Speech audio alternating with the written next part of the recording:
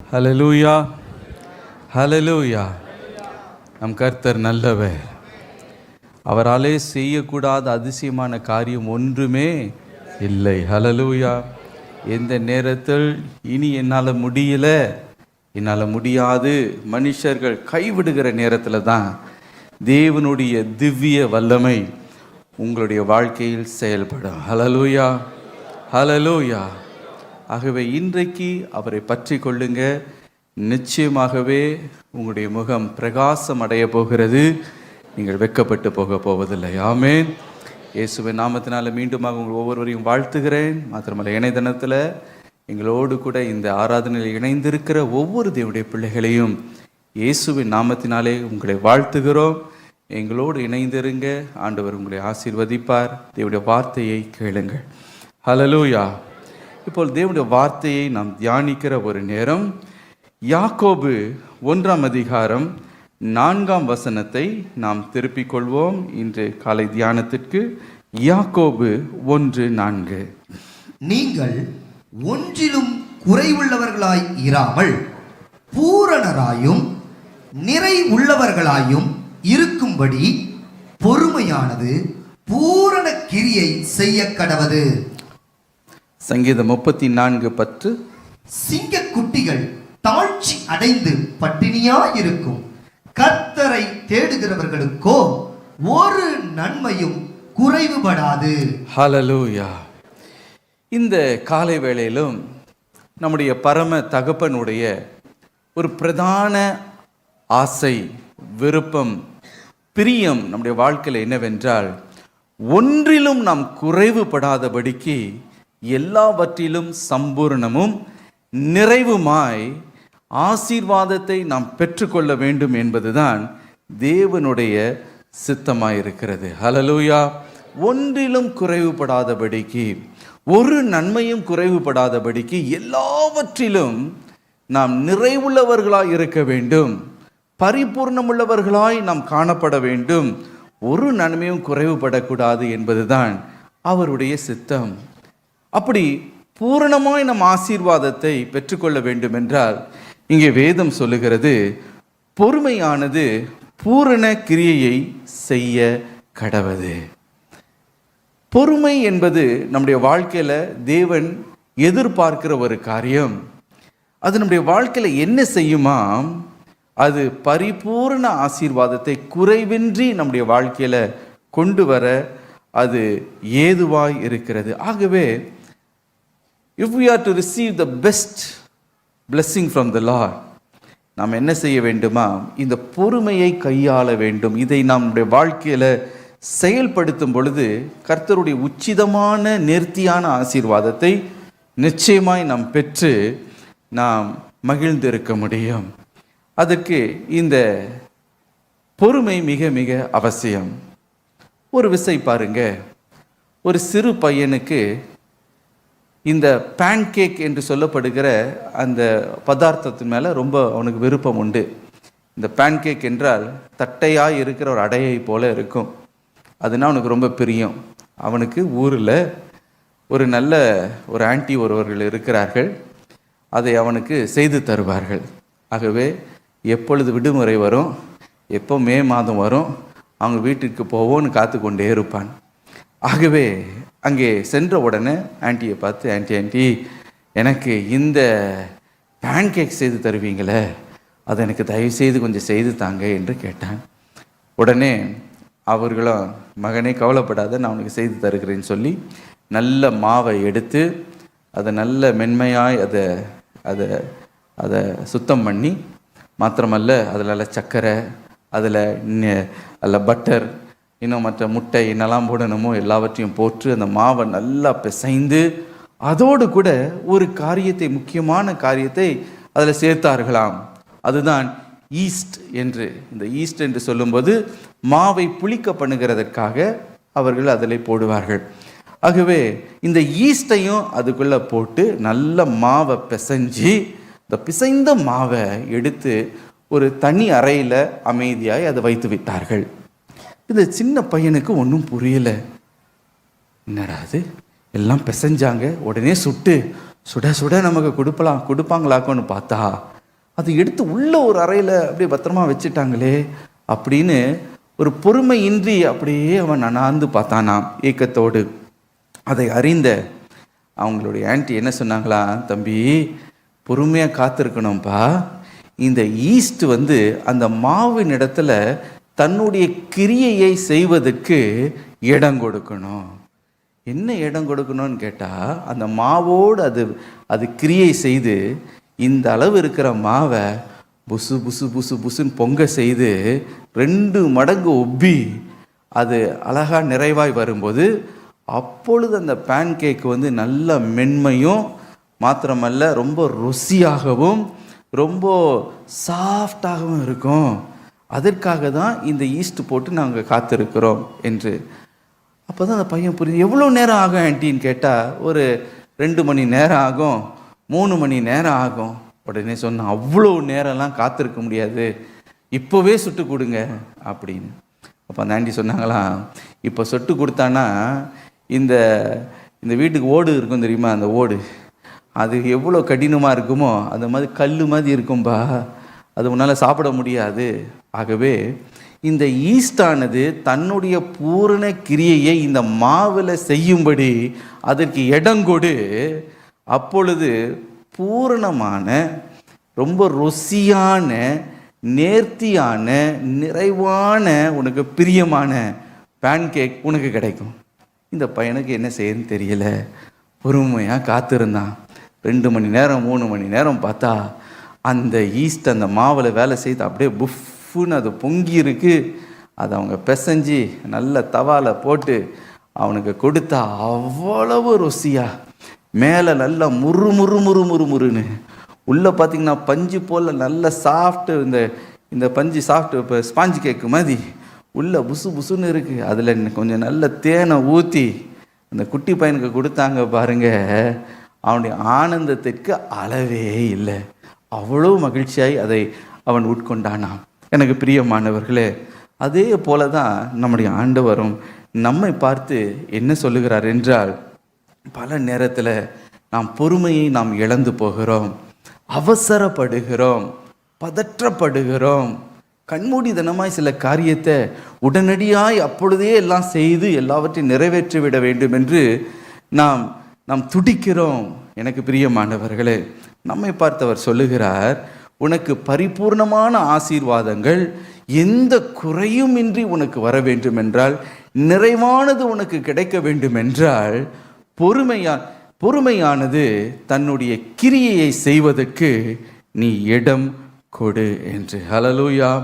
பொறுமைக்கு இடம் கொடுத்து கர்த்தருக்கு காத்திருக்கும் போது நிச்சயமாகவே பூரணமான சம்பூரணமான ஆசீர்வாதத்தை உங்களுடைய வாழ்க்கையில் நீங்கள் பெற்று அனுபவிப்பீர்கள் என்பதில் எந்தவித சந்தேகமும் இல்லை. ஒரு சகோதரர் விதமாய் அவர் சொன்னார், ஐயா இப்படி ஒரு இடத்துல முதலீடு பண்ணால் இவ்வளோ பணம் கிடைக்கும் என்று சொன்னார்கள்.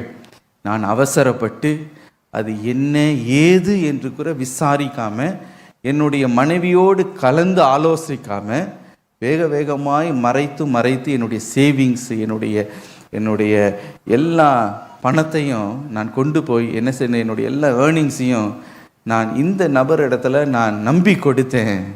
அதோடைய அந்த அவசரப்பட்டது நிமித்தம் அதோடைய வேதனையின் பிரதிபலன் ரொம்ப என்னை வாட்டுகிறது, ரொம்ப என்னை பாடுபடுத்துகிறது என்று ரொம்ப துயரத்தோடு அவர் சொன்னார்.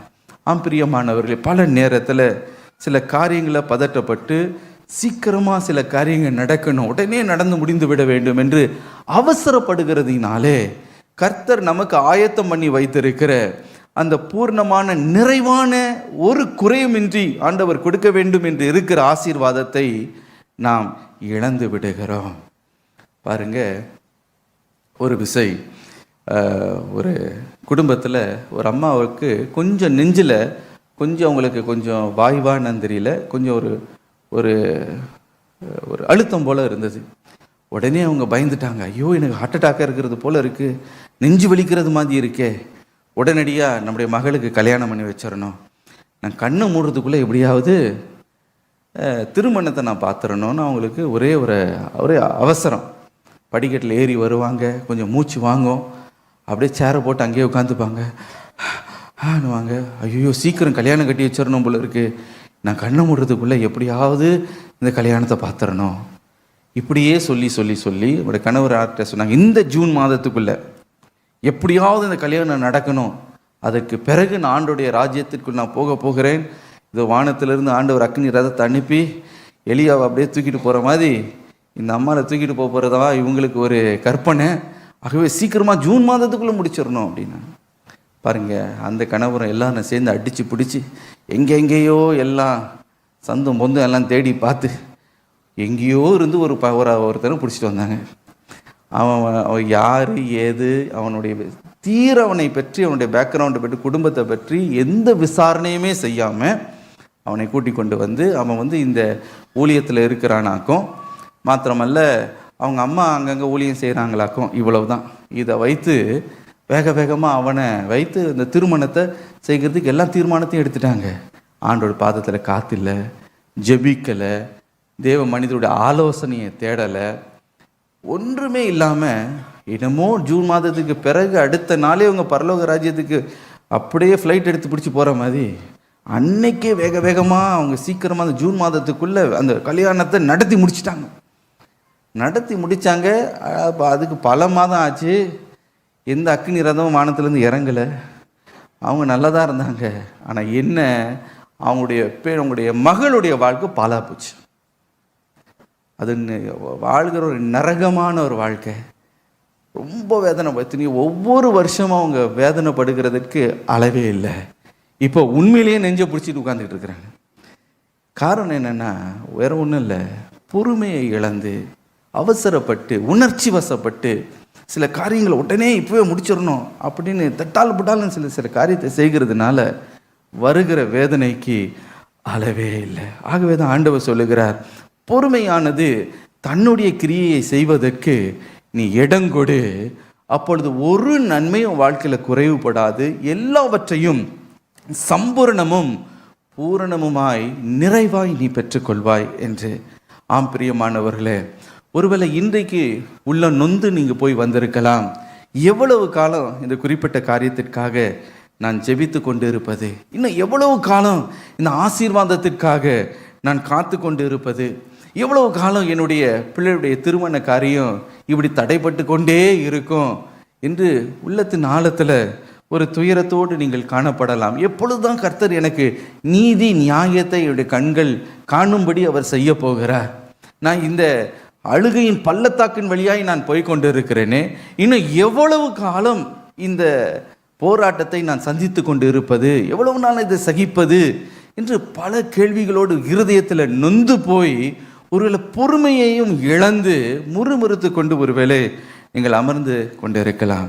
எனக்கு பிரியமானவர்களே, இன்றைக்கு கர்த்தர் உங்களை பார்த்து சொல்லுகிற காரியம், மகனே மகளே, பொறுமையானது தன் பூரண கிரியையை செய்வதற்கு நீ இடங்கொடு, அப்பொழுது ஒன்றிலும் நீ குறைவுபட்டு போவதில்லை. ஹல்லேலூயா.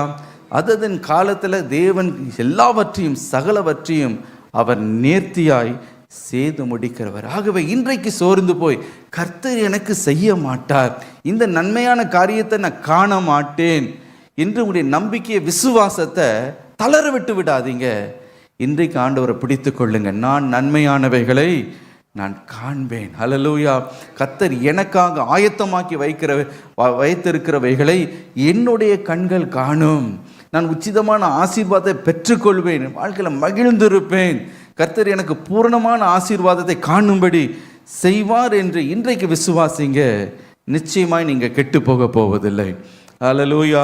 சங்கீதம் 27:13 சங்கீதக்காரன் சொல்லுகிறான், நானோ ஜீவனுள்ளோர் தேசத்திலே கர்த்தருடைய நன்மையை காண்பேன் என்று விசுவாசியாது இருந்தால் கெட்டு போயிருப்பேன். சொல்லுகிற ஜீவனுள்ள தேசத்தில் கர்த்தருடைய நன்மையை காண்பேன் என்று விசுவாசியாது இருந்தால் நான் கெட்டு போயிருந்திருப்பேன். ஆனால் நான் பொறுமையாய் கர்த்தருக்கு காத்திருந்தேன், நான் அந்த நன்மையான காரியத்தை நான் கண்டேன் என்று அவர் சொல்லுகிறார். ஆம் பிரியமானவர்களே, இன்றைக்கு நம்பிக்கையை தளர விட்டு விடாதீங்க, மனமடிந்து போய்விடாதீங்க, சோர்ந்து போயிடாதீங்க. இன்றைக்கு உறுதியாக பிடித்துக்கொள்ள, ஆண்டவரே பொறுமையாய் காத்து கொண்டு நீர் எனக்கு வைத்திருக்கிற அந்த பூரண, அந்த நிறைவான, குறைவில்லாத அந்த ஆசீர்வாதத்தை பெற்றுக்கொள்ளும்படி எனக்கு அனுகிரகத்தை செய்யும். ஆனால் பெரிய பிரச்சனை இங்கே என்னவென்றால், பொறுமையாக இருப்பது தான் இருக்கிறதுலே ரொம்ப ஒரு கஷ்டமான ஒரு காரியம். எப்படி பொறுமையாக இருப்பது? எப்படி இந்த திவ்ய பொறுமையை நம்முடைய வாழ்க்கையில் பெற்று குறைவில்லாத அந்த ஆசீர்வாதத்தை எப்படி நாம் பெற்றுக்கொள்வது? அதை நான் குறித்து இன்றைக்கு நாம் தியானித்து நாம் ஜெபிக்க போகிறோம். நான் விசுவாசிக்கிறேன், இன்றைக்கு இந்த காலை நேரத்தில் கர்த்தர் உங்களோடு கூட இடைப்பட போகிறார், உங்களோட பேச போகிறார். இன்றைக்கு உங்களுடைய ஆவி, ஆத்மா, சரீரத்தில் ஒரு உன்னத பலனை ஆண்டவர் கட்டளிடுவாராக.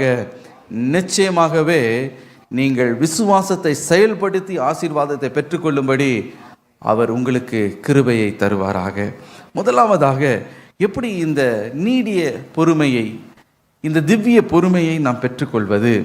அது தேவனுடைய பிரசன்னத்தில் நம்ம காத்திருக்கும் பொழுதுதான் இந்த திவ்ய பொறுமையை நாம் பெற்றுக்கொள்ளுகிறோமாம். ரோமர் 15ஆம் அதிகாரம் 5ஆம் வசனம் இவ்விதமாய் சொல்லுகிறது. வாசிக்க கேட்போம். பொறுமையையும் ஆறுதலையும் அளிக்கும் தேவன் கிறிஸ்து இயேசுவினுடைய மாதிரியின்படியே நீங்கள் ஏக சிந்தையுள்ளவர்களாய் இருக்கும்படி உங்களுக்கு அனுக்கிரகம் செய்வாராக. இங்கே வேதம் சொல்லுகிற பொறுமையையும் ஆறுதலையும் அளிக்கும் தேவன். இதே வசனத்தை ஆங்கிலத்தில் வாசித்து பார்க்கும் பொழுது இன்னும் அருமையாய் அங்கே எழுதப்பட்டு இருக்கிறது. தமிழில் நாம் வாசிக்கிறோம், பொறுமையையும் ஆறுதலையும் அளிக்கிற தேவன், God who gives this comfort and this patience என்று நாம் வாசிக்கிறோம். அதை ஆங்கிலத்தில் வாசித்து பார்ப்பீர்கள் என்றால் God of patience and God of comfort என்று வாசிக்கிறோம். ஆம் பிரியமானவர்களே, நம்முடைய தேவனே எப்படிப்பட்டவராம்? நீடிய பொறுமை உள்ளவர். அதுதான் அவருடைய தன்மை, அதுதான் அவருடைய சுவாபம், அதுதான் அவருடைய குணாதிசயமாய் இருக்கிறது. தேவனுடைய குணாதிசயம் என்னவென்றால் அவர் நீடிய பொறுமை உள்ளவர். ஒரு பக்கம் நம்மை தேற்றுகிற தேவனாய் இருக்கிறார், சகல ஆறுதலின் தேவனாய் இருக்கிறது மாத்திரமல்ல, பொறுமை உள்ள தேவனாகவும் அவர் இருக்கிறாராம். ஆம் பிரியமானவர்களே, இந்த தேவனோடு கூட நாம் நடக்கும் பொழுது, அவருடைய பாதத்தில் நம்ம காத்திருக்கும் பொழுது, அவருடைய திவ்ய சுவாபம் நமக்குள்ளே, நம்மையும் அறியாமல் நமக்குள்ளே அது உண்டாகி விடுகிறது. ஹல்லேலூயா. அந்த நீடிய அந்த பொறுமையை நாமும் பெற்றுக்கொள்ளுகிறோம். எப்பொழுது? அவருடைய பாதத்தில் காத்திருந்து அவரோடு நடக்கும் பொழுது, அவரோடு சஞ்சரிக்கும் பொழுது, அவரோடு பழகும் பொழுது, ஒவ்வொரு நாளும் அவரோடு கூட நடக்கும் பொழுது அவருடைய திவ்ய சுவாபம் நமக்குள்ளே உட்புகுத்தப்படுகிறது, நமக்குள்ளே தானாக வந்து விடுகிறது. ஹல்லேலூயா. ஆங்கிலத்தில் ஒரு பழமொழி ஒன்று உண்டு, show me your friend and I will tell you who you are.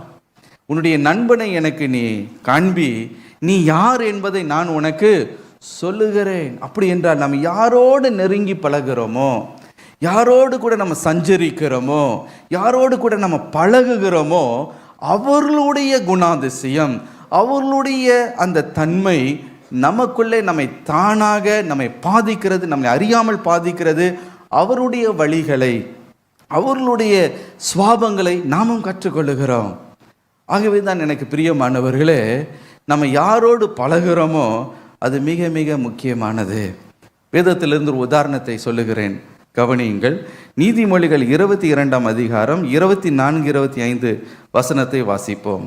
கோபக்காரனுக்கு தோழனாகாதே, உக்கிரமுள்ள மனுஷனோடே நடவாதே. அப்படி செய்தால் நீ அவனுடைய வழிகளை கற்றுக்கொண்டு உன் ஆத்துமாவுக்கு கண்ணியை வருவிப்பாய். இங்கு வேதம் சொல்லுகிறது, கோபக்காரனுக்கு தோழனாயிராதே. கோபப்படுகிறவனோடு நீ ஃப்ரெண்ட்ஷிப் வைத்து கொள்ளாதே. மாத்திரமல்ல, உக்கிரகம் உள்ளவன் மனுஷனோடு நீ என்ன நடவாதே, அப்படின்னா பழகாதே. அவனோடு பழகினால், கோபக்காரனோடு நீ அவனோடு கூட தோழனாய் நண்பனாய் நீ இருப்பாய் என்றால் அவனுடைய வழிகளை நீ கற்றுக்கொள்வாய், நீ அவனுடைய வழிகளை கற்றுக்கொள்வாய். அது நிமித்தம் அது உன்னுடைய ஆத்மாவுக்கு கண்ணியாய் இருக்கும் என்று வேதம் சொல்லுகிறது. ஒரு நல்ல ஒரு தெய்வீக ஆலோசனை. இதில் கவனிக்க வேண்டிய காரியம் என்னென்னா, நீ யாரோடு பழகிறாயோ அவர்களுடைய குணாதிசயம் உன்னை பாதிக்கும். It will impact you either in a negative way or it will impact you in a positive way. நீ யாரோடு பழகுறாயோ எதிர்மறையாகவோ அல்லது நேர்மறையாக ஏதோ ஒரு விதத்தில் அவர்களுடைய பிஹேவியர், அவருடைய நடத்தை உங்களை பாதிக்கிறதாய் இருக்கிறது. ஆகவே தான் உன்னுடைய நண்பன் யார் என்று சொல், நீ யார் என்று நான் உனக்கு சொல்லுகிறேன் என்று பழமொழி உண்டு. பல பெற்றோர் பாருங்க தங்களுடைய பிள்ளைகளை ரொம்ப கண்காணிப்பாங்க. எந்த விஷயத்துலனா, எப்படிப்பட்ட ஃப்ரெண்ட்ஸ் ஓடு என் மகன் என் மகள் பழகிறார்கள் என்பதை குறித்து ரொம்ப கண்காணிப்பாக இருப்பாங்க. ஏனென்றால் அவர்களுக்கு நல்லா தெரியும், எப்படிப்பட்ட ஃப்ரெண்ட்ஸோடு பழகிறார்களோ அவங்களுடைய பிஹேவியர், அவங்களுடைய நடத்தை தன்னுடைய பிள்ளையை பாதிக்கும். நல்ல விதத்திலும் பாதிக்கும், சில நேரத்தில் கெட்ட விதத்திலும் அது பாதிக்கக்கூடும். ஆகவே தான் எப்படிப்பட்ட ஃப்ரெண்ட்ஸோடு இருக்கிறாங்க என்பதை பல பெற்றோர் ரொம்ப கவனமாக இருப்பாங்க. ஒரு பிரதர் பாருங்க, அவருக்கு வேலையில் டிரான்ஸ்ஃபர் கிடைத்து வேறு ஒரு பட்டணத்திற்கு போக வேண்டிய ஒரு சூழ்நிலை. அப்படிப்பட்ட சூழ்நிலையில் இருக்கும்போது அவனுடைய மகன் ரொம்ப மென்மையாய், ரொம்ப சாந்தமாக, ரொம்ப நல்வொழுக்கமாக இருக்கிற அந்த பையனை அங்கே இருக்கிற ஒரு லோக்கல் ஸ்கூலில் அவனை வேக வேகமாக அவனை அட்மிஷன் பண்ணினார்கள். கொஞ்ச காலத்தில் பார்த்திங்கன்னா அவனுடைய சுவாபமே மாறி போயிடுச்சு. வீட்டுக்கு வரும்போது எதிர்த்து பேசுவான், என்ன பண்ணாலும் அதில் ஒரு பிடிவாதம் இருக்கும், அடங்க மாட்டான். அவனுடைய தோரணை, அவனுடைய முக சாயலே மாறி போயிட்டு அவனுடைய அந்த மனிதருக்கு, அந்த பிரதருக்கு ரொம்ப கவலை, ஏன் என் மகன் இப்படி இருக்கிறான் என்று. ஒரு நாள் தன்னுடைய ஆஃபீஸை முடித்து விட்டு அவருடைய பைக்கில் வரும்போது எப்பொழுதும் போல் வர வழியில் வராமல் சுற்றி தன்னுடைய மகன் இருக்கிற ஸ்கூல் அந்த அந்த வீதியின் வழியாய் வரும் பொழுது ஒரு ஒரு சர்ப்ரைசிங் காட்சி அவர் கண்டார். என்னன்னு பார்த்தா, அந்த கூட்டத்தில் இருக்க சில பசங்களோடு தன்னுடைய மகனை நின்று கொண்டு பான்பராக் போட்டுக்கொண்டு கையில் ஒரு சிகரெட்டை வச்சுக்கிட்டு ரொம்ப ஸ்டைலாக நின்றுட்டு இருக்காரு. அது அவங்க அப்பா பார்த்தது தான் ஒரு பக்கம் அவனுக்கு ஒரே ஆத்திரம், கோபம். அவனை அடக்கி கொண்டார். அமைதியாக வீட்டுக்கு வந்தார். ஒன்றும் திட்டல் அடிக்கலை. மனைவியை பார்த்து சொன்னார், முதல்ல இந்த ஸ்கூல்ல இருந்து இவனை நம்ம மாற்றுறோம். ஃபஸ்ட்டு திங் இந்த என்வாயர்மெண்ட்டை நம்ம மாற்றணும். இங்கே இருக்கிற வரைக்கும் இவன் என்ன சொன்னாலும் என்ன பண்ண போகிறதில்ல, உருப்பட போகிறது, அந்த ஃப்ரெண்ட்ஸோடு தான் இருக்க போகிறான். இவன் குட்டிச்சவராக போகிறான். அதனால் என்ன பண்ணுவோம், முதல் இவனை மாற்றணும். ஆகவே என்ன ஆனாலும் சரி அவனை கஷ்டப்பட்டு அங்கேருந்து எடுத்து வேற ஒரு இதுக்கு அவனை மாற்றி கொஞ்ச நாளில் பார்த்திங்கன்னா அது ஒரு நல்ல என்வாயர்மெண்ட், நல்ல ஸ்கூலில் போட்டதுனால, நல்ல நண்பர்கள் அவனால் பழகினதுனால அந்த பிஹேவியர் அவனுடைய வாழ்க்கையில் ஒரு திரும்பவும் ஒரு மாற்றத்தை கொண்டு வந்தது.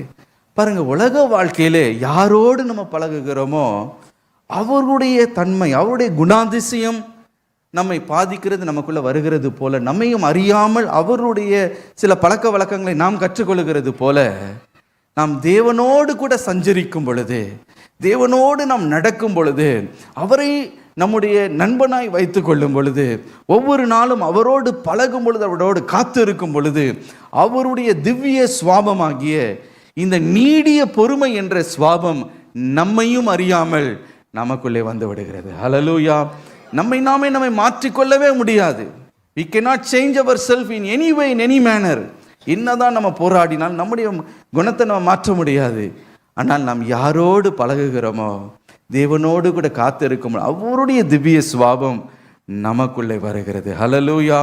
அந்த நீடிய பொறுமை நமக்குள்ளே வரும்போது, அந்த பொறுமையானது தன்னுடைய பூர்ண கிரியையை நம்முடைய வாழ்க்கையில் செய்து எல்லா பரிபூர்ண சம்பூர்ண நிறைவான ஆசீர்வாதங்களை குறைவின்றி நம்முடைய வாழ்க்கையில் கொண்டு வர வல்லதாக இருக்கிறது என்று வேதம் சொல்லுகிறது. ஹல்லேலூயா, ஹல்லேலூயா. வேதத்திலிருந்து ஒரு உதாரணத்தை உங்களுக்கு நான் சொல்லட்டும். மோசே என்ற தேவ மனிதனுடைய வாழ்க்கையை பார்க்கும்போது ஆரம்ப காலத்தில் அவருடைய ஆரம்பம் பார்த்திங்கன்னா அதில் ரொம்ப ஒரு பொறுமையின்றி முட்கோபத்தில் செயல்படுகிற ஒரு மனிதராக இருந்தார். காரணம், அவர் எகிப்து தேசத்தில் உயர்ந்த நிலைமையில் இருந்தாராம். யாத்ராகம் 2ஆம் அதிகாரம் 11-12 வசனங்களில் பார்வோனின் குமாரத்தியின் மகன் என்ற அந்த ஒரு பெரிய ஸ்தானத்தில் இருந்தான். எல்லா ஐஸ்வர்யம் எல்லாம் கனமும் அவனுக்கு இருந்தது. ஆகவே என்ன வேணும்னாலும் நினைச்ச காரியத்தை அவனால் செய்ய முடியும். அப்படி ஒரு நாள் அவன் அங்கே இருக்கிற எபிரேயர்கள் அந்த அடிமைகளெல்லாம் வேலை செய்து கொண்டு இருக்கிறத கண்காணிக்க போன போது தன்னுடைய சொந்த ஜனமான ஒரு எபிரேயனை ஒரு எகிப்தியன் ஈவு இறக்கம் இல்லாமல் அடின்னு அடித்து நொறுக்கிற அந்த காட்சியை கண்டான். கண்ட உடனே அவனுக்குள்ள ஒரு கலக்கம், ஒரு கோபம் வந்தது. இப்படியா என்னுடைய எண்ணத்தான, என்னுடைய சொந்த ஜனத்தில் இருக்க ஒரு மனிதனை இப்படியா நீ நொறுக்குகிறாய் என்று அவனுக்குள்ள இருந்த அந்த கோபத்தில் உடனடியாக பொறுமையை இழந்து மோசே என்ன செய்தானாம், அந்த எகிப்தியனை இவன் தாக்கினான். எகிப்தியனை அடித்து நொறுக்கி அவனை கொலை செய்து யாரும் காணாதபடிக்கு மணலில் அவனை பாடியை புதைச்சிட்டாரு.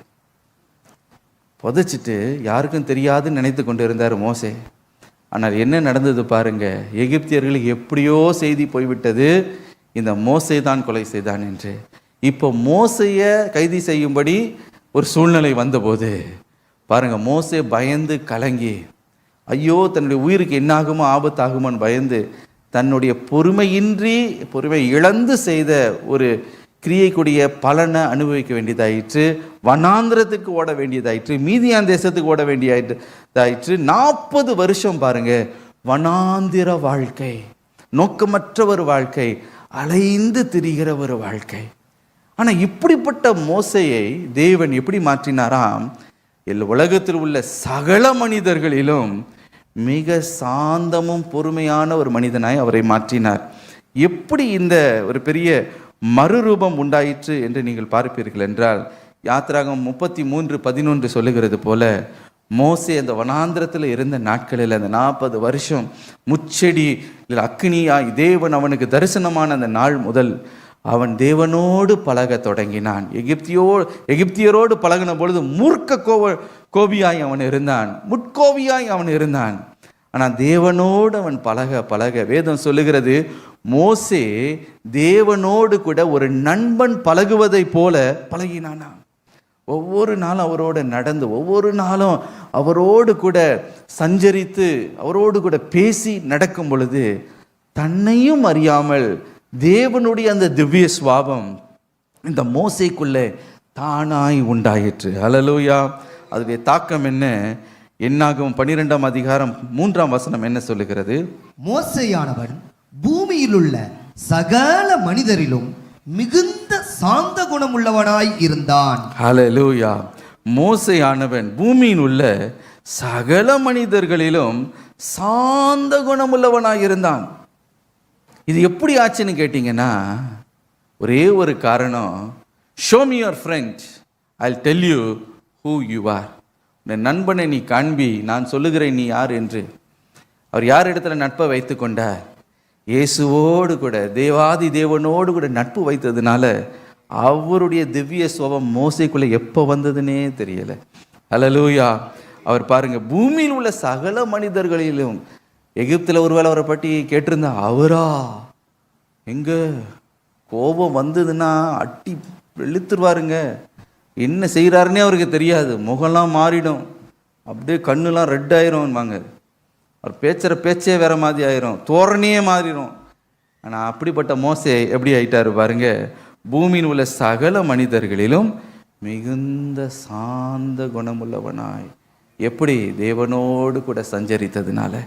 ஆம் பிரியமானவர்களே, இந்த நீடிய பொறுமை நமக்குள்ள எப்போ வருகிறது என்றால், தேவனோட பாதத்தில் பிரசன்னத்தில் ஒவ்வொரு நாள் நாம் காத்திருக்கும் பொழுது இந்த திவ்ய சுவாபம் நமக்குள்ளே உண்டாகுகிறது. ஆகவே தான் இயேசு சொன்னார் மத்தேயு 11ஆம் அதிகாரம் 29ஆம் வசனத்தில், நான் சாந்தமும் மனத்தாழ்மையுமாய் இருக்கிறேன், என் நுகத்தை உங்கள் மேல் ஏற்றுக்கொண்டு என்னிடத்தில் கற்றுக்கொள்ளுங்கள், அப்பொழுது உங்கள் ஆத்துமாக்களுக்கு இளைப்பாறுதல் கிடைக்கும். நான் சாந்தமும் மனத்தாழ்மையுமாய் இருக்கிறேன், என்னிடத்தில் கற்றுக்கொள்ளுங்கள். ஹல்லேலூயா.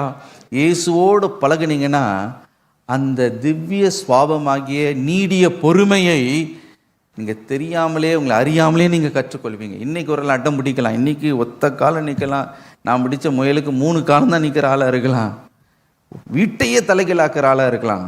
ஆனால் நீங்கள் எந்த அளவுக்கு உங்களை மாற்றிக்கொள்ள முடியல, யாருமே யாரையுமே என்ன பண்ண முடியாது, மாற்றிக்கொள்ள முடியாது.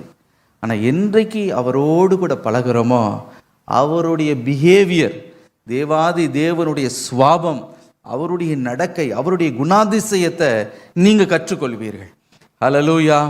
அவரை போல மாறத் தொடங்குவோம். அந்த சுவாபம் நமக்குள்ளே வரும். ஒரு ஃப்ரெண்டோட பழகும்போது அவங்களுடைய பழக்க வழக்கத்தை எப்படி கற்றுக்கொள்கிறோமோ, தேவாதி தேவனோடு பழகும் பொழுது, அவரை நம்முடைய நண்பராய் வைத்து கொள்ளும் பொழுது அவருடைய அந்த திவ்ய சுவாபம் நமக்குள்ளே வருகிறது. வேதம் சொல்லுகிறது, இந்த நீடிய பொறுமை நம்முடைய வாழ்க்கையில் பூரண கிரியை செய்யும் பொழுது எல்லா பரிபூரண ஆசீர்வாதத்தையும் நிறைவான ஆசீர்வாதத்தையும் குறைவில்லாமல் நாம் பெற்றுக்கொள்வோம் என்று வேதம் சொல்லுகிறது. ஹல்லேலூயா. இது நம்முடைய வாழ்க்கையில் ஒரு இழப்பை அல்ல, ஆதாயத்தை அது கொண்டு வருகிறதா இருக்கிறது. ஹல்லேலூயா. ஆவியின் கனியில் ஒரு கனி இந்த நீடிய பொறுமை, அதை ஆவியானவரே நமக்குள்ளே கொண்டு வந்து அவர் வைத்து விடுகிறார். ஹல்லேலூயா. இன்றைக்கு ஒருவேளை உங்களுக்குள்ள பலவிதமான கலக்கம், பலவிதமான ஆங்ஸைட்டி, பலவிதமான ஸ்ட்ரெஸ் வழியாய் நீங்கள் போய் கொண்டு இருக்கலாம். இன்றைக்கு ஆண்டவரை பார்த்து சொல்லுங்கள், அப்பா உம்முடைய பாதத்தில் நான் காத்திருப்பேன். எவ்வளவு காத்திருக்கிறீங்களோ அந்த நீடிய பொறுமை நமக்குள்ளே உண்டாகும். இரண்டாவதாக, இந்த நீடிய பொறுமை எப்படி உண்டாகுகிறதா? வேத வசனத்தின் மூலமாக, தேவ வாக்கியத்தின் மூலமாய் இந்த நீடிய பொறுமை நமக்குள்ளே உண்டாகுகிறது. ரோமர் 15ஆம் அதிகாரம் 4ஆம் வசனத்தை வாசிக்க கேட்போம். தேவ வசனத்தினால் உண்டாகும் பொறுமையினாலும் ஆறுதலினாலும் நாம் நம்பிக்கை உள்ளவர்கள் ஆகும்படிக்கு முன்பு எழுதியிருக்கிறவைகள் எல்லாம் நமக்கு போதனையாக எழுதியிருக்கிறது. ஹல்லேலூயா. வேத வசனங்கள் எல்லாம் வேத வசனத்தினால் உண்டாகும் பொறுமையினாலும் ஆறுதலினாலும். ஹல்லேலூயா. வேத வசனத்தினாலே ஒரு காரியம் நமக்குள்ளே உண்டாகுகிறது. அதுதான் தேவனுடைய பொறுமை. அந்த பொறுமையும் ஆறுதலையும் நாம் பெற்றுக்கொள்ளுகிறோம். எவ்வளவுக்கு எவ்வளோ தேவனுடைய வார்த்தையை நம்ம தியானிக்கிறோமோ அந்த அளவுக்கு தேவனுடைய இந்த நீடிய பொறுமை இந்த வேத வசனத்தினாலே நமக்குள்ளே உண்டாகுகிறது. நம்ம பல நேரத்தில் நினைக்கிறோம், வேத வாக்கியம்லாம் வசனம்லாம் யாருக்கோ எழுதி வைத்திருக்கிறாங்க. இல்லை பிரியமானவர்களே, வேதம் சொல்லுகிறது, முன்பு எழுதி வைத்திருக்கிறவைகள் எல்லாம் நம்முடைய போதனைக்காக, நாம் கற்றுக்கொள்ளும்படி, நம்முடைய ஆதாயத்திற்காக, நம்முடைய ஆசீர்வாதத்திற்காகவே எழுதி வைக்கப்பட்டிருக்கிறது. ஹல்லேலூயா. அந்த தேவனுடைய வார்த்தை ஒரு பக்கம் ஆண்டுடைய பாதத்தில் காத்திருக்கிறோம். அவருடைய திவ்ய சுவாபம் நமக்குள்ளே வருகிறது. எவ்வளவு ஒரு பாதத்தில் காத்திருக்கிறோமோ அந்த பாதத்தில் காத்திருக்கும் பொழுது அந்த அமிர்க்கையும் தேவன் மேலே வைத்திருக்க நம்பிக்கையுமே நமக்கு ஒரு பலனாக மாறுகிறது. ஆம் பிரியமானவர்களே, அந்த திவ்ய சுவாபம் நமக்குள்ள வருகிறது. இரண்டாவதாக, தேவ வசனத்தினாலே நமக்குள்ள இந்த நீடிய பொறுமை உண்டாகுகிறதாம். எனக்கு பிரியமானவர்களே, இந்த வேத வசனத்தை குறித்து இந்த வேதாகமத்தில் நம்ம என்ன வாசிக்கிறோம்? நீதிமொழிகள் 6ஆம் அதிகாரம் 22ஆம் வசனம் இவ்விதமாய் சொல்லுகிறது, நீ நடக்கும்போது அது உனக்கு வழிகாட்டும், நீ படுக்கும்போது அது உன்னை காப்பாற்றும், நீ விழிக்கும் போது அது உன்னோட சம்பாஷிக்கும். ஹல்லேலூயா. பல நேரத்தில் நமக்குள்ள குழம்பி நமக்குள்ள ஒரு அங்கலாய்ப்பு வரும்போது, பொறுமையை இழந்து போய்விடுமோ என்று நினைக்கும் பொழுது, ஒரு பக்கம் அவனுடைய பாதத்தில் காத்திருக்கணும், மறுபக்கம் தேவனுடைய வார்த்தையை நாம் தியானிக்க ஆரம்பிக்கும் பொழுது வேத வசனத்தினாலே உண்டாகுகிற இந்த பொறுமை நமக்குள்ளே உண்டாகுகிறது. ஹல்லேலூயா. அவ்வளோ ஆங்ஸைட்டி, எவ்வளோ ஸ்ட்ரெஸ்ஸு, என்ன கவலை, எப்படிப்பட்ட காரியத்தை குறித்து நீங்கள் கவலைப்பட்டு கொண்டு இருந்தாலும் தேவனுடைய வார்த்தை உங்களோடு கூட கிரியை செய்ய தொடங்கும். ஹல்லேலூயா. அது எப்படி கிரியை செய்கிறது பாருங்க. நீங்கள் நடக்கும் பொழுது அது உங்களுக்கு வழி காட்டும். நீங்கள் என்ன செய்வது, உங்களுடைய காரியமாக நீங்கள் போகும் பொழுது, உங்களுடைய காரியங்களை செய்யும் பொழுது தேவனுடைய வார்த்தை உங்களை வழி காட்டுகிறதா. மாத்திரமல்ல, நீ படுக்கும் பொழுது அது உன்னை காப்பாற்றும். அது என்னங்க, படுக்கும் பொழுது தேவனுடைய வார்த்தை நம்மை காப்பாற்றுகிறது? என்னென்றால், படுக்கும் பொழுது தான் அந்த நாளில் என்னெல்லாம் காரியங்கள் சம்பவித்ததோ எல்லாவற்றையும் நம்ம என்ன பண்ணுவோம், ரீவைண்டு போட்டு அதை மீண்டும் மீண்டும் அசை போட்டு நம்மளுடைய சிந்தனையில் அதை யோசித்து கொண்டே இருப்போம். அப்படி யோசிக்கும் போது தான் கசப்பு வரும், யோசிக்கும் போது தான் கோபம் அப்படியே மூர்க்கமாக எழும்பும். அப்போ தான் ஒரு மன சோர்வு உண்டாகும். அந்த நேரத்தில் தான் டிப்ரெஷன் வரும். இரவு நேரத்தில் தூங்க முடியாது, ஏதோ ஒரு கலக்கம், இரவெல்லாம் கலக்கம். ஐயோ, எனக்கு பைத்தியம் பிடிக்கிறது மாதிரி இருக்குது, இரவெல்லாம் எனக்கு ஒரே மென்டல் டார்ச்சராக இருக்குது, தூங்கவே முடியல, எத்தனையோ நாள் ஆயிடுச்சு தூங்கி. எனக்கு பிரியமானவர்களே, ஆகவே தான் வேதம் சொல்லுகிறது, தேவனுடைய வார்த்தையை தியானித்து விட்டு நாம் தூகும் பொழுது அந்த தேவனுடைய வார்த்தை என்ன செய்கிறதாம்? நம்முடைய மனதை அதை காப்பாற்றுகிறது. ஹல்லேலூயா! என்னை காப்பாற்றும், டிப்ரெஷனுக்குள்ளே போக விடாமல் காப்பாற்றும், மன உளைச்சலிலிருந்து உன்னை அது காப்பாற்றும். மாத்திரமல்ல, நீ விழித்து கொள்ளும் பொழுது தேவனுடைய வார்த்தை உன்னோடு கூட பேசும். ஹல்லேலூயா! சில நேரத்தில் அப்படியே சில பாடல் மூலமாக ஆண்டவர் உங்களோடு பேசுவார். உங்களை அறியாமல் சில பாட்டு அப்படியே உங்கள் மனதுக்குள்ளே வரும். அதுலேயே நீங்கள் எதிர்பார்க்கிற அந்த ஆன்சர், அந்த பதில் அதில் இருக்கும். சில வாக்குத்தத்தத்தை ஆவியானவர் அழகாக தெளிவாக உங்களுடைய காலை நேரத்தில் உங்களுடைய இருதயத்தில் பளிச்சுன்னு வரும். அந்த வார்த்தையே ஒரு ரேமா வார்த்தை மாதிரி பிடித்து கொள்ளுங்க, அதன்படியே கர்த்தர் செய்வார். ஹல்லேலூயா! பிரியமானவர், தெளிந்த புத்தி ஆண்டவர் கொடுப்ப. அந்த கலக்கம், உங்களுக்குள்ளே இருக்கிற அந்த அந்த டெர்மாயில், அந்த உள்ள கொந்தளிப்பை ஆண்டவர் மாற்றுவார். ஹல்லேலூயா! பிரியமானவர்களே, தேவனுடைய வார்த்தையை எவ்வளவுக்கு தியானிக்கிறோமோ அதை நம்ம வழி காட்டுகிறது, நம்மை காப்பாற்றுகிறது, நம்மோடு சம்பாஷிக்கிறது என்று வேதம் சொல்லுகிறது. பிரியமானவர், ஆகவே தான் சங்கீதம் 119 அதிகாரம் 105 வசனத்தில் வாசிக்கிறோம், உம்முடைய வசனம் என் கால்களுக்கு தீபமும் என் பாதைக்கு வெளிச்சமுமாயிருக்கிறது. ஹல்லேலூயா! இந்த தேவனுடைய வார்த்தையினால் உண்டாகிற பொறுமை உள்ள வரும்போது அந்த பொறுமையானது தன்னுடைய பூர்ண கிரியையை செய்யும். அப்பொழுது நீங்கள் சம்பூர்ணமான, பரிபூர்ணமான, குறைவற்ற ஆசீர்வாதத்தை நிச்சயமாகவே நீங்கள் பெற்றுக்கொள்வீங்க. நீங்கள் சொல்லுங்க, ஆண்டவரே, இந்த விஷயத்தில் நான் பொறுமையாக இருந்ததுனால இந்த ஆசீர்வாதத்தை நான் பெற்றுக்கொண்டேன்ப்பா, உமக்கு நன்றி ஆண்டவரே என்று சொல்லத்தக்கதாக அந்த தேவனுடைய வார்த்தை உங்களை வழி நடத்தும். ஒரு பஸ்ஸை பாருங்கள், ஒரு சகோதரர், அவங்களுடைய ஆஃபீஸில் அவருக்கு அவ்வளவு போராட்டம். அவங்களுடைய பாஸ் எப்பொழுதுமே அவரை கரம் வைத்து, அவர் உட்கார்ந்தாலும் தப்பு, அவர் எழுந்தாலும் தப்பு, அவர் சிரித்தாலும் தப்பு, உம்முன்னு இருந்தாலும் தப்பு. நல்ல ட்ரெஸ்ஸு போட்டுட்டு வந்தால் ஒரு கமெண்ட்டு, ஒழுங்காக ட்ரெஸ்ஸு போடலன்னா ஏன்டா இப்படி வந்த அப்படின்னு அதில் ஒரு கமெண்ட்டு, நீங்கள் இடது பக்கம் திரும்பினாலும் வலது பக்கம் என்ன பண்ணாலும் தப்பு. அப்படி ஒரு நெருக்கமான, எல்லாருனாலும் பகைக்கப்படுகிற ஒரு சூழ்நிலை. அப்படிப்பட்ட சூழ்நிலையில் அவர் ரொம்ப வேதனைப்பட்டு எவ்வளவோ பல்ல கடித்து எல்லாவற்றையும் சகித்து கொண்டே இருந்தார். ஒரு நாள் அவருக்கு அவ்வளவு கோபம். வீட்டுக்கு வந்தார், நேராக முகத்தை கழுவிட்டு அந்த கண்ணாடியை பார்த்து தனக்குள்ளேயே பேசி சொன்னாராம், நாளைக்கு நான் போக போகிறேன் ஆஃபீஸுக்கு. அந்த ஆளுடைய காலர் ஷர்ட்டை பிடிச்சி 2 அரை ஒன்று நல்லா பளிச்சுன்னு அவனுக்கு வெட்டு, இந்தாடா உன்னுடைய ரெசிக்னேஷன் லெட்டர் வச்சுக்கோ, மூஞ்சிலே வீசி அடிக்க போகிறேன். இது தனக்குள்ளே தீர்மானித்து கண்ணாடியை பார்த்து இவர் பேசிக்கிட்டு அவ்வளோ ஆத்திரத்தில் இருக்கிறார்.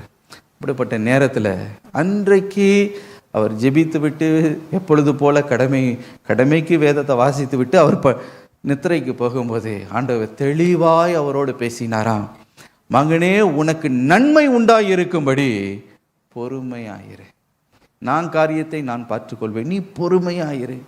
பாருங்க, அந்த ஒரு வார்த்தை தனக்குள்ள காலையில் எழுந்த உடனே இவன் வாக்குத்தத்த வசனத்தோடு அவரோடு பேசினாராம். அதே ஆஃபீஸுக்கு போகணும். ஆனால் இந்த தடவை அவர் போகும்பொழுது அவர் சொல்லுகிற, என்னையும் அறியாம ஒரு திவ்ய பொறுமை எனக்குள்ள வந்தது. ஆஃபீஸில் உட்காந்து அதே பாஸ், அதே டார்ச்சர் தான், ஒன்றும் மாறலை. மாத கணக்கில் என்னை என்ன விதத்துலலாம் உபத்திரம் கொடுக்கணுமோ கொடுத்தாங்க. ஆனால் அவங்களுக்கே ஒரே ஆச்சரியம், நான் ஒன்றும் வாயம் திறக்கலை, ஒன்றும் பேசலை, நான் உண்டு என் வேலை உண்டு அமைதியாக போயிட்டு வந்து கொண்டு இருந்தேன். என்ன சொன்னாலும் அமைதியாக தலையாட்டி கொண்டு. எப்படி எனக்கு இந்த பொறுமை வந்ததுன்னே தெரியல. அதுக்கு பிறகு சொல்லுகிறார், கர்த்தர் என்னை உயர்த்தினார். இன்னொரு ஆஃபீஸ் ஆண்டவர் என்னை டிரான்ஸ்ஃபர் பண்ணார், நல்ல ப்ரொமோஷன் கொடுத்தாங்க, என்னை நல்ல உயர்ந்த நிலைமையில். அவர் சொல்லுகிற, அன்றைக்கு நான் பொறுமையை இழந்து இருந்திருப்பேன், ஆனால் இன்னைக்கு நான் காண்கிற ஆசீர்வாதத்தை நான் பார்த்துருக்கவே மாட்டேன் பிரதர். அன்றைக்கு எப்படி தான் அந்த பொறுமை எனக்கு வந்ததோ எனக்கே தெரியலை. பிரியமானவர்களே, இன்றைக்கும் பல நேரத்தில் பொறுமையை இழந்து போகிற அளவுக்கு கொந்தளிப்பும் வாழ்க்கையில் வரலாம். இனி இந்த மனுஷனோட நான் வாழ்வதை டிவோர்ஸ் பண்ணுறேன் அப்படின்னு நீங்கள் சொல்லலாம். இனி இவங்க இந்த காரியத்தில் நான் 1-2 பார்க்குறேன் அப்படின்னு நீங்கள் சில காரியத்தில் இறங்கி மோசையை போல நீங்கள் அவசரப்பட்டு ஒன்றும் பண்ணிடாதீங்க. அதுக்கு பிறகு வனாந்திர வாழ்க்கை தான் வரும். ஆனால் கர்த்தர் இன்றைக்கு உங்களை பார்த்து சொல்லுகிறார், நீடிய பொறுமையானது தன்னுடைய பூர்ண கிரியையை செய்வதற்கு நீ இடங்கொடு. ஹல்லேலூயா. அப்பொழுது பரிபூர்ண ஆசீர்வாதத்தை குறைவின்றி நிறைவாய் நீ பெற்றுக்கொள்வதற்கு ஏதுவாய் இருக்கும் நன்மையை காணும்படி நீ பொறுமையாய் இரு. ஹல்லேலூயா. பொறுமைக்கு இடங்கொடு. நான் காரியங்களை பார்த்து கொள்வேன், நான் உனக்கு யுத்தத்தை செய்வேன், நான் உனக்கு நியாயத்தை செய்வேன், நீ பொறுமையாய் காத்திரு. எனக்கு பிரியமானவர்களே, ஆபிரகாமுடைய வாழ்க்கையை உதாரணத்திற்கு பாருங்க. ஆதியாகமம் 15ஆம் அதிகாரம் 1-2 வசனங்களில் ஒரு விசை தேவாதி தேவன் ஆபிரகாமை சந்தித்து அவனை பேசி ஒரு வார்த்தையை அவரை பார்த்து சொன்னாராம். ஆபிரகாமே, நீ பயப்படாதே, நான் உனக்கு கேடகமும் உனக்கு மகா பெரிய பலனுமா இருக்கிறேன் ஆபிரகாமே. ஆனால் ஆபிரகாம் பாருங்க, நம்மளை பார்த்து ஆண்டவர் அப்படி சொல்லியிருந்தா நம்ம துள்ளி குதித்திருந்திருப்போம். ஆனால் அன்னைக்கு ஆபிரகாம் ரொம்ப மனம் உடைஞ்சு போயிருக்கிறார். அன்னைக்கு இவ்வளோ பெரிய ஒரு வாக்குத்தத்தத்தை கொடுத்தாலும் அவருக்கு சந்தோஷமே இல்லை. பெரிய கேடகம் சொல்லுகிறீர், பெரிய பலனா இருக்கிறேன் என்று சொல்லுகிறீர், என்னத்தை ஆண்டவரே நீர் எனக்கு கொடுக்க போகிறீர், என்ன ஆசீர்வாதம் எனக்கு கொடுக்க போகிறீர்? எனக்கு ஒரு பிள்ளை கூட இல்லை. இங்கே கொடுக்குற ஆசீர்வாதம் எல்லாம் என்னத்துக்கு? நான் என்ன பண்ண போகிற இந்த ஆசீர்வாதத்தை வைத்துக்கொண்டு? நீங்கள் பெரிய கேடகமாக இருக்கீங்க, சந்தோஷம். நீங்கள் பெரிய பலனாக இருக்கிறீங்க, சந்தோஷம். ஐஸ்வர்யத்தை குவித்து வைத்திருக்கிறீர், உமக்கு நன்றி. எனக்கு ஒரு பிள்ளையும் இல்லையே, பிள்ளை இல்லாமல் கிடக்கிறேனே. துயரத்தோடு ஆண்டவரை பார்த்து சொன்னபோது ஆண்டவர் என்ன சொன்னாராம்? ஆதியாகமம் 15:5 ஆபிரகாமே, நீ வெளியில வா என்று நட்சத்திரங்களை அண்ணாந்து பார்க்கும்படி சொல்லி, நீ வானத்தை அண்ணாந்து பாரு, நட்சத்திரங்களை உன்னாலே எண்ணக்கூடுமானால் அவைகளை எண்ணு, உன் சந்ததி இவ்வண்ணமாய் இருக்கும் என்றார். அல்லேலூயா. ஆண்டவர் தேற்றுகிறார். ஒரு வாக்குத்தத்த வசனத்தை ஆண்டவர் கொடுக்கிறார். அவருடைய வார்த்தையை என்ன செய்கிறதா? நமக்குள்ள பொறுமையை கொண்டு வருகிறது. வேத வசனத்தினாலே உண்டாகுகிற பொறுமை. அந்த வேத வசனத்தை, தேவனுடைய வார்த்தையை ஆபிரகாம் வாக்குத்தத்தமாய் பெற்றுக்கொண்ட உடனே எங்கேயோ இருந்த ஒரு நீடிய பொறுமை ஆபிரகாமுடைய இருதயத்திற்குள்ள வந்தது பாருங்க. எந்த மனிதனும் அவ்வளோ பொறுமையாக இருக்கவே முடியாது. 25 வருஷம் பொறுமையாய் அவன் காத்திருந்தானாம். எபிரேயர் 6ஆம் அதிகாரம் 15ஆம் வசனம் அதோடைய பலனை சொல்லுகிறது. வாசிக்க கேட்போம். அந்தபடியே அவன் பொறுமையாய் காத்திருந்து வாக்குத்தத்தம் பண்ணப்பட்டதை பெற்றான். ஹல்லேலூயா. எப்படி பெற்றான்? அந்தபடியே அவன் பொறுமையாய் காத்திருந்து வாக்குத்தத்தம் பண்ணப்பட்டதை பெற்றுக்கொண்டான். ஹல்லேலூயா. வாக்குத்தத்தத்தை பெற்றுக்கொண்டான், ஈசாக்கை பெற்றுக்கொண்டான். எனக்கு பிரியமானவர்களே, ஈசாக் என்ற வார்த்தைக்கு என்ன பொருளாம்? நகைப்பு, சிரிப்பு என்று அர்த்தம். 25 வருஷமா கண்ணீர் வடித்த இந்த ஆபிரகாமுடைய வாழ்க்கையில தேவன் என்னத்தை கொடுத்தார்? வாக்குத்தத்தத்தை பொறுமையாய் காத்திருந்ததுனால சிரிப்பை, மகிழ்ச்சியை ஆண்டவர் கொடுத்தார். அவருக்கு 100 வயது. அவங்களுடைய ஒய்ஃபுக்கு, மிஸ்ஸஸுக்கு 90 இயர்ஸ் ஓல்டு. பாருங்க, சரீரமெல்லாம் செத்து போன ஒரு சூழ்நிலை. இனி எந்த விதத்திலையும் அவங்க இயற்கையாய் பெற்றுக்கொள்ள முடியாது, ஆசீர்வாதத்தை பெற்றுக்கொள்ள முடியாது என்ற சூழ்நிலையில் எல்லாம் சாத்தியமில்லை என்று இருக்கும் பொழுது அவர் சாத்தியமாய் மாற்றும்படி தேவன் பெரிய அற்புதத்தை அவர் செய்தார். ஹல்லேலூயா. இப்போ ஆபிரகாம் என்ன செய்தாராம்? நகைக்கிறார், சிரிக்கிறார், மகிழ்ச்சி, சந்தோஷம் உடைய வாழ்க்கையில் உண்டாயிற்று. ஒரு பழமொழி ஒன்று உண்டு, அதை சொல்லலாமா வேண்டாமான்னு தெரியல, நான் சொல்கிறேன், நீங்கள் என்ன மன்னிச்சிருவீங்க. அது என்ன சொல்லுவாங்கன்னா, குழந்தை இல்லாத வீட்டில் கிழவன் துள்ளி குதிச்சானா. ஆனால் ஆண்டோடைய அற்புதம் பாருங்க, குழந்தை இல்லாத வீட்டில் கிழவனுக்கு ஒரு குழந்தையை கொடுத்து உண்மையிலேயே அவரை துள்ளி குதிக்கும்படி ஆண்டவர் செய்தார். ஹல்லேலூயா. பாருங்க, நகைத்தானாம் ஈசாக்கு. அப்படியே மகிழ்ச்சி, ஹான் சிரிச்சிருந்திருப்பார். ஆண்டவர் கொடுத்து விட்டார் எனக்கு இந்த வாக்குத்தத்தத்தை எனக்கு தந்ததற்காக என்று அவ்வளவு மகிழ்ச்சி. எப்படி இந்த பொறுமை ஆபிரகாமுக்குள்ளே உண்டாயிற்று? எப்படி இந்த பூரண, இந்த குறைவற்ற இந்த ஆசீர்வாதத்தை ஆபிரகாம் பெற்றுக்கொண்டார் என்றால் தேவனுடைய வார்த்தையின் மூலமாய், வாக்குத்தத்தத்தின் மூலமாய் உண்டான அந்த பொறுமை அவனுக்குள்ளே வந்தது. ஹல்லேலூயா. இன்னைக்கு தேவனுடைய வார்த்தையை நீங்கள் தியானிக்க அந்த பொறுமையை ஆண்டவர் இன்றைக்கு உங்களுக்குள்ளே கட்டளிடுவாராக. வாக்குத்தத்தத்தை நீங்கள் பற்றிக்கொள்ள ஒரு விசுவாசம், ஒரு நம்பிக்கை கர்த்தர் எனக்காக யாவற்றையும் செய்து முடிப்பார். நான் வெட்கப்பட்டு போக போவது இல்லை. அவரை நோக்கி பார்த்த என்னுடைய முகம் இனி செத்து போக போவதில்லை, பிரகாசமடையும். நானும் நகைப்பேன், நானும் சிரிப்பேன். தேவன் எனக்கு ஒரு ஈசாக்கை கட்டளிடுவார். ஈசாக்கு என்னுடைய வாழ்க்கையில உண்டாகும் பரிபூரணத்தை என்னுடைய கண்கள் காணும். இந்த ஜீவனுள்ள தேசத்துல தேவன் எனக்காக ஆயத்தமாக்கி வைத்திருக்கிற நன்மையானவைகளை நான் காண்பேன். ஹல்லேலூயா. இன்றைக்கு நீங்க விசுவாசத்தோடு அந்த பொறுமையோடு காத்திருக்கும் போது, ஆம் பிரியமானவர்களே, பொறுமையானது தன்னுடைய பூரண கிரியையை செய்யும் பொழுது நீங்கள் எல்லாவற்றிலும் சம்பூரணமும் நிறைவுள்ளவர்களாக, எந்த குறைவுமின்றி எல்லா விதத்திலும் பூர்ணமாய் ஆசீர்வதிக்கப்படுவீர்கள். ஹல்லேலூயா. இன்றைக்கு ஆண்டவரே, அந்த நீடிய பொறுமையை எனக்கு தாரும். கடைசியாக அந்த பொறுமை பாருங்க, வேதம் எப்பொழுது வருகிறது என்றால், கர்த்தர் எனக்காக குறித்த காலத்தில் யாவற்றையும் செய்து முடிப்பார் என்று விசுவாசிக்கும் பொழுது இந்த பொறுமை நமக்குள்ளே உண்டாகுகிறது. பிரசங்கி 3:11 அவர் சகலத்தையும் அதினதின் காலத்திலே நேர்த்தியாக செய்திருக்கிறார், உலகத்தையும் அவர்கள் உள்ளத்திலே வைத்திருக்கிறார். ஆதலால் தேவன் ஆதி முதல் அந்த மட்டும் செய்து வரும் கிரியையை மனுஷன் கண்டுபிடியான். ஹல்லேலூயா.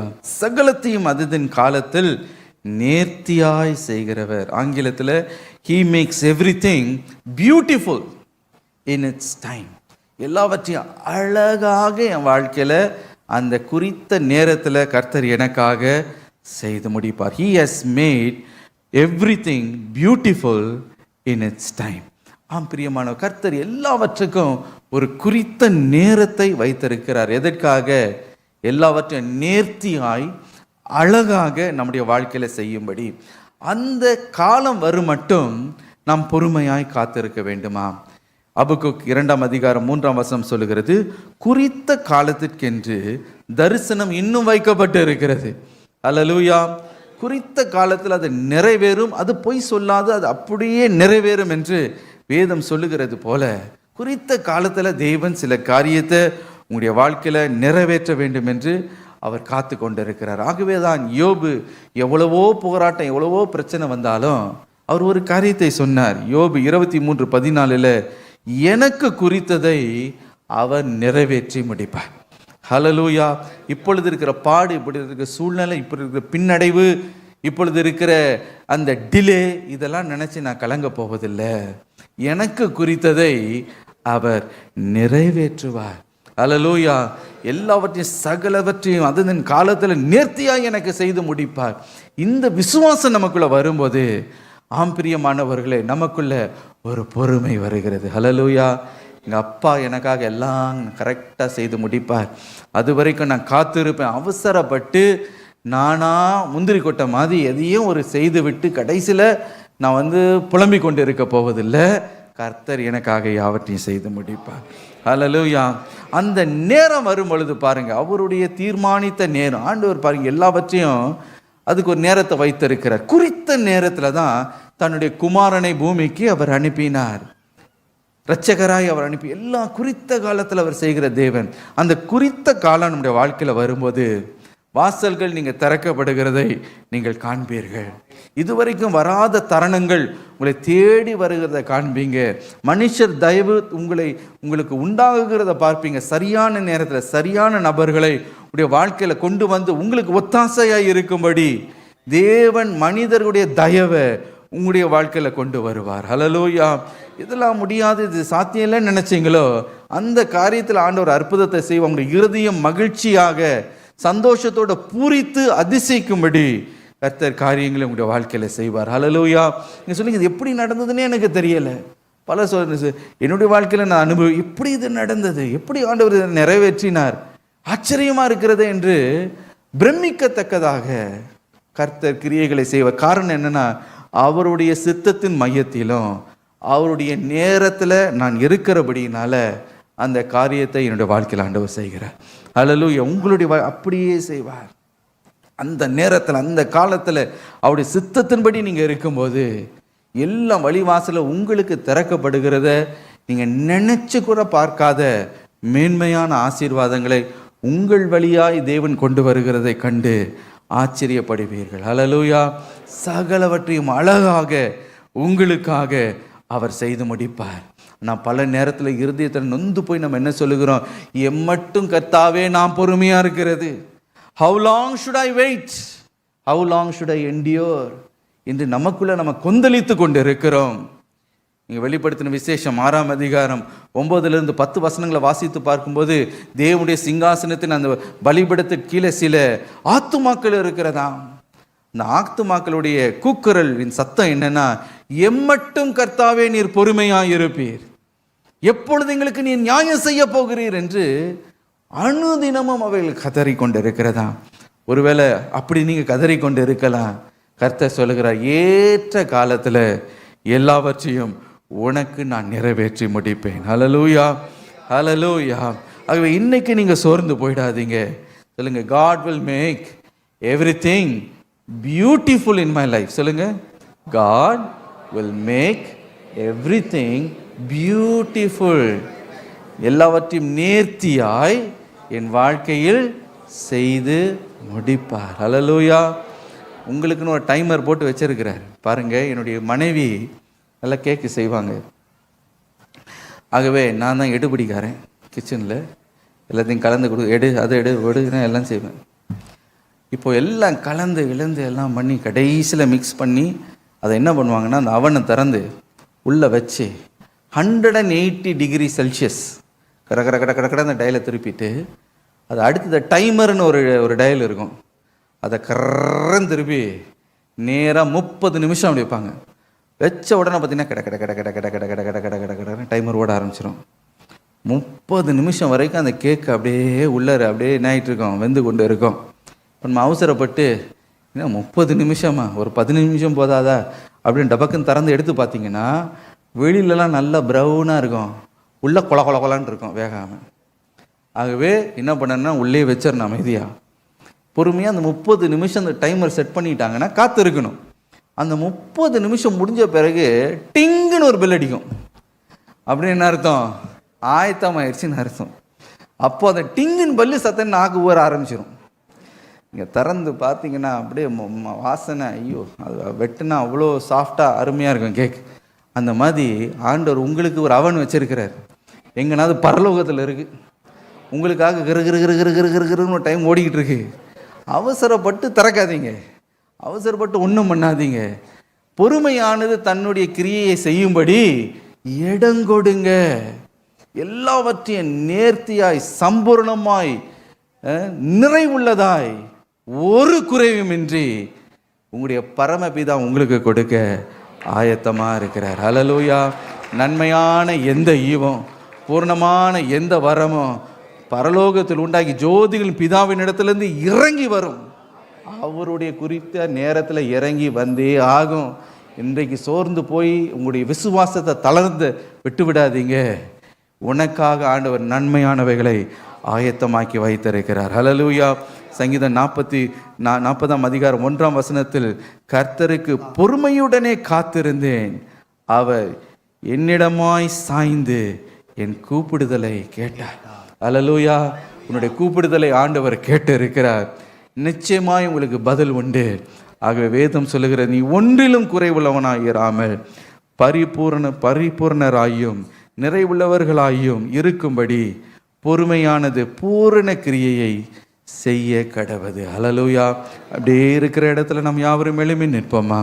ஹல்லேலூயா. இன்றைக்கு அப்பா அந்த ஆண்டவரே நீடிய பொறுமையை எனக்குள்ள ஆண்டவரே தாங்க, எனக்குள்ள தாங்க, எனக்குள்ள தாங்க, எனக்குள்ள தாங்க. ஹல்லேலூயா. இப்பொழுது அந்த நீடிய பொறுமை ஆண்டவர் உனக்கு தர வேண்டும் என்று விரும்புகிறார்.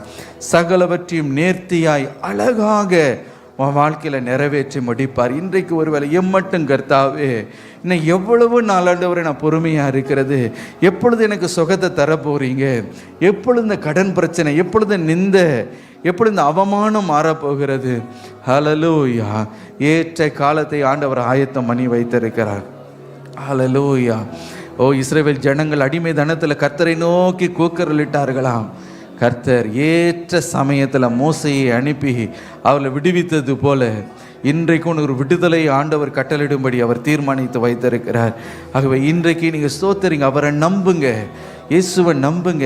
என்னுடைய நல்ல தகப்பன், என்னுடைய பரம தகப்பன், எனக்கு நன்மையானவைகளை அவர் எனக்கு வைத்திருக்கிறார். பொல்லாதவர்களாகிய நாமே நம்முடைய பிள்ளைகளுக்கு நல்ல ஈவுகளை ஆசையாய் கொடுக்கும் பொழுது, ஹல்லேலூயா, உன்னுடைய பரம தகப்பன் உனக்கு நல்ல ஈவுகளை தர அறிந்திருக்கிறாரே. ஏன் அற்ப விசுவாசியாய் சோர்ந்து போகிறாய்? ஏன் நீ நொந்து போகிறாய்? ஏன் என் தேவன் என்னை மறந்து போனார்?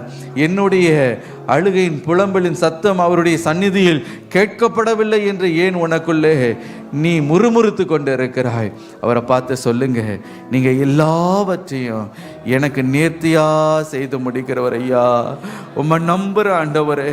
ஆண்டவரை பொறுமையை நான் இழந்துடக்கூடாதப்பா, அவசரப்பட்டு தீர்மானத்தை எடுத்துடக்கூடாதப்பா. ஹல்லேலூயா, அவசரப்பட்டு சில காரியங்களை செய்துட்டேன், அதனால கஷ்டப்படுகிறேன். இந்த காரியங்களெல்லாம் மாற்றி தாங்க ஆண்டவரே. எனக்கு இன்னொரு தருணத்தை எனக்கு கொடுங்க ஆண்டவரே. எனக்கு ஒரு புதிய ஆரம்பத்தை எனக்கு தாங்க ஆண்டவரே. இந்த நீடிய பொறுமை எனக்குள்ள உண்டாகட்டும்பா.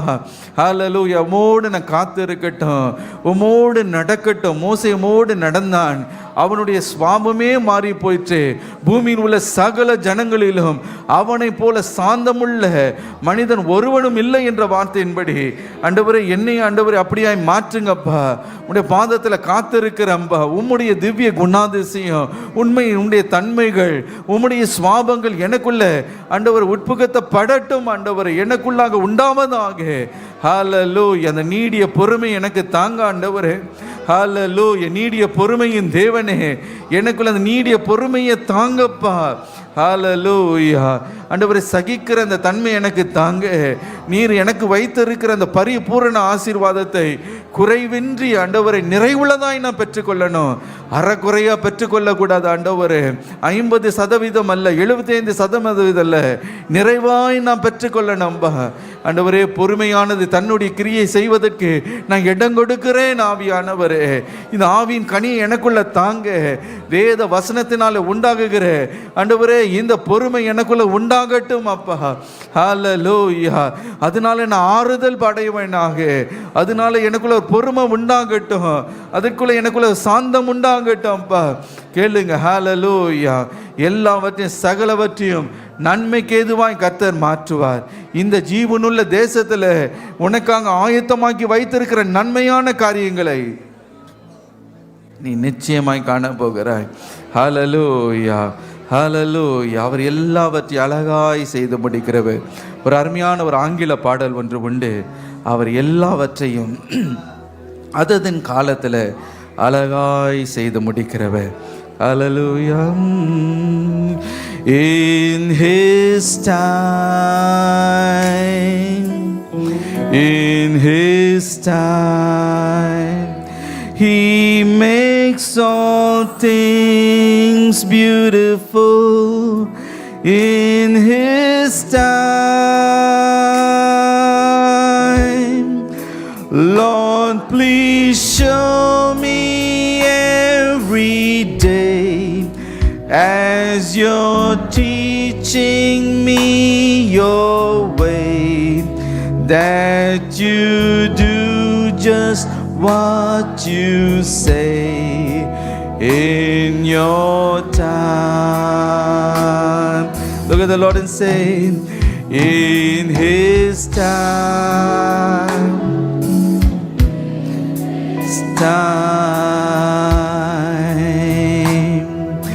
He makes all things beautiful. In His time,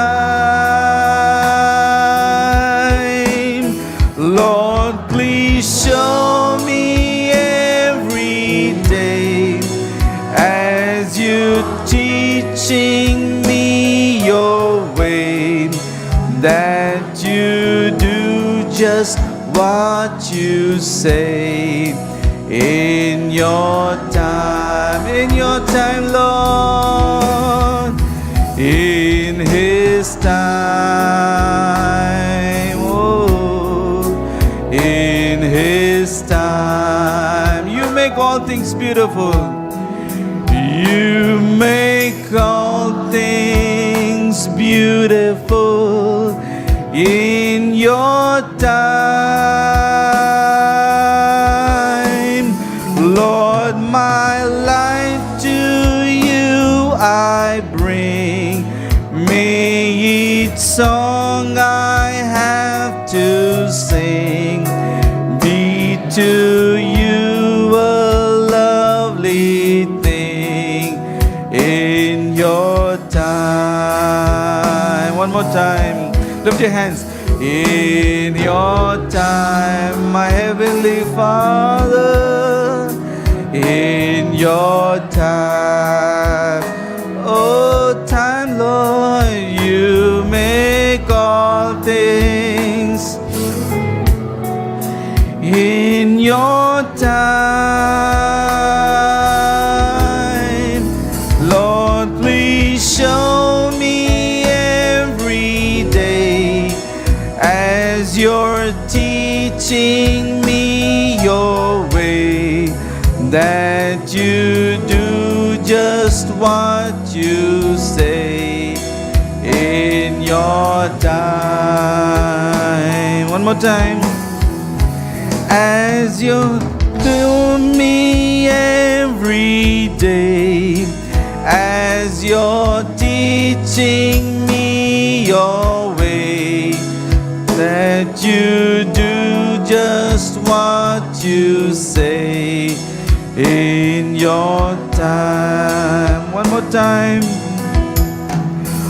Lord, please show me every day as you're teaching me your way, that you do just what you say in your time. In your time. In His time. In His time. He makes all things beautiful in His time. Lord, please show me every day as you're teaching me your way. Do just what you say in your time. Lord, please show me every day.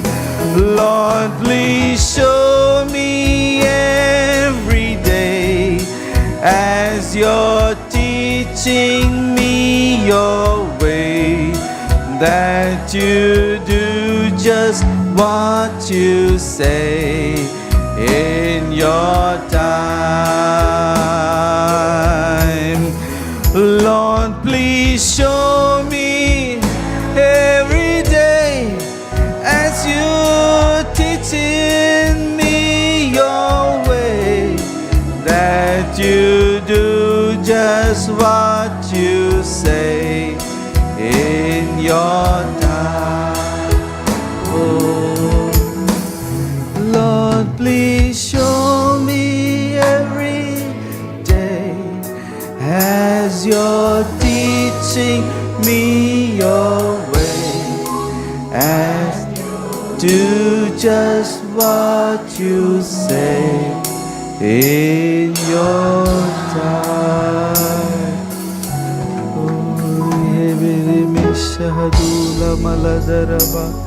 அப்படியே கர்த்தருக்கு அர்ப்பணித்து என் இருதயத்தை தருகிறப்பா, இருதயத்தை ஒப்பு கொடுக்கிறான்பா. சொல்லுங்க ஹல்லேலூயா, ஹல்லேலூயா. உம்மை நம்புகிறேன்ப்பா. சொல்லுங்க, Lord, I trust you, Lord. I love you, Lord. I trust you, my heavenly Father. Lord, I trust you. I know you will make everything beautiful. நீர் எனக்கு எல்லாவற்றையும் நேர்த்தியாய் செய்து முடிக்கிறவர் அப்பா. உமக்கு நன்றி செலுத்துகிறேன், நன்றி செலுத்துகிறேன், நன்றி செலுத்துகிறேன், நன்றி செலுத்துகிறேன், நன்றி செலுத்துகிறேன், நன்றி செலுத்துகிறேன், நன்றி செலுத்துகிறேன். ஹல்லேலூயா. பொறுமையானது என்னுடைய வாழ்க்கையில பூரண கிரியை செய்ய இடம் கொடுக்கிறப்பா. ஆவியானவரே இந்த ஆவியின் கனியை எனக்குள்ள உண்டாக்குங்க அப்பா. ஹல்லேலூயா. எல்லாம் பொறுமை ஆண்டவரே, அற்ற நிலைமையை மாற்றுங்க. என் முட்கோபத்தை மன்னிங்க. வைராக்கியத்தோடு ஆண்டவரே, ஆண்டவரே நான் பேசின ஆண்டவரே தவறான வார்த்தைகளை மன்னிங்க ஆண்டவரே. ஆண்டவரே எதிர்மறையான வார்த்தைகளை என் வாழ்க்கையிலேயே நான் பேசினது உண்மைதான் ஆண்டவரே. ஏன்னா நான் நன்மையே காண்பதில்லை என்று ஆண்டவரே நெகட்டிவான வேர்ட்ஸ் எல்லாம் நான் பேசினேன்பா. ஆண்டவரே நீரோ எனக்கு அழகான காரியங்களை வைத்திருக்கிறீர். அதை நான் பெற்றுக்கொள்ள எனக்கு உதவி செய்யுங்க. ஹல்லேலூயா. எல்லாவற்றையும் ஏற்ற காலத்தில் சம்பூர்ணமாய் கர்த்தர் உன்னுடைய வாழ்க்கையில நிறைவேற்றுகிறதை நீ காணப்போகிறாய். ஹல்லேலூயா. வாழ்க்கை மாறும். இதே நிலைமையில், இதே சூழ்நிலையில் நீ எப்பொழுதும் இருக்க போவதில்லை. இந்த உச்சிதமான ஆசீர்வாதங்களை உனக்காக ஆயத்தமாக்கி வைத்திருக்கிறேன். அதை நான் நிறைவேற்றுவேன். ஹல்லேலூயா. அப்பா நீர் அப்படியே செய்கிறதுக்காக நன்றி. இன்றைக்கு ஆண்டவரை என்ன ஆசீர்வாதத்துக்காக ஆண்டவரை ஏங்கி நிற்கிறார்களோ இப்பொழுது நீர் கட்டளெடுக்கிறதுக்காக நன்றி அப்பா. ஆண்டவரை நெடுநாள் காத்திருக்கிறது இருதயத்தை இழைக்க பண்ணினாலும் விரும்பினது வரும் பொழுது ஜீவ விருட்சத்தை போல இருக்கும் என்ற வார்த்தையின்படி ஜீவ விருட்சத்தை அவர்கள் பெற்றுக்கொள்ள கிருபையை தாங்கப்பா. ஹல்லேலூயா. ஏற்ற காலத்தில் ஆண்டவரை கனியை தந்து ஆண்டவரே இலையுதிராத மரத்தை போல அவர்கள் இருக்கவும் அப்பா அவர் செய்வதெல்லாம் நீர் வாய்க்க செய்ய போகிறதுக்காக நன்றி ஆண்டவரை. ஆசீர்வதிங்க. எல்லா மகிமையும் உமக்கு ஏறெடுக்கிறோம். இயேசு கிறிஸ்துவின் மூலம் ஜெபங்கிற நல்ல பிதாவே. ஆமேன், ஆமேன்.